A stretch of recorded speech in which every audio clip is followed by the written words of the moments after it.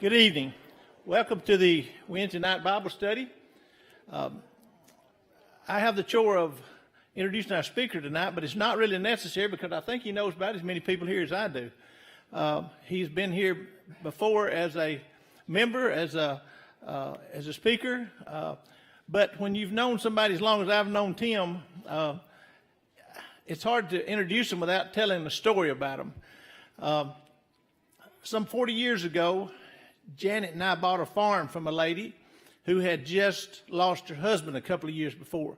She had a young teenage boy still at home. His name was Tim. And as fate would have it, he became our neighbor while we were living on the farm, the 34 years we was there. When he married, he moved down the road a little ways, but still close enough to be considered a neighbor. And through all of those 34 years, frequently he would come up to the farm, and he and I shared lots of good conversations over those years about some really important things. And because of those conversations, I feel a special connection to Tim. Tim will be talking tonight about the second coming of Christ. Tim is the pulpit minister at Lone Cedar. He's been there 21 years. I very well remember one morning I was talking with one of the elders from Lone Cedar, and he said to me, "We just hired a new preacher last night. I can't tell you who he is, but we'll be announcing it pretty soon." And that was 21 years ago that they hired Tim. But Tim, we're glad to have you with us tonight.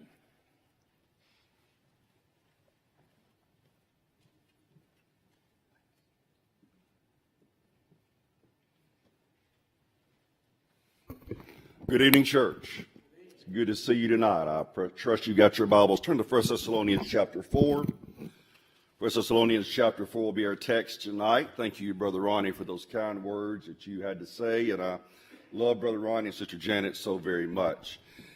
It is an honor to be here tonight. I'm so blessed to be here. I was so thankful when Brother Don called and asked me to be a part of your series. You've had some wonderful speakers and topics to be included in this. I am very blessed. I appreciate your good elders here and Brother Austin and all the good that is going on here. Brother Austin's a great young man of God, a dear friend. You're blessed to have him and his family. And I just bid you all Godspeed in what you're doing here, the good name you have in our brotherhood and in our community, and I'll forever be indebted to many of you. I want to share this with you. I was visiting with Brother Kelby Smith Monday morning at Namsey Hospital. I see a lot of faces from when I was here 30 years ago, and Brother Kelby was a vibrant part of this place at that time, and his health is not well right now. Just keep him and Sister Martha in your prayers. I just can't overemphasize how much he's meant to me in my life. Back in 1985, he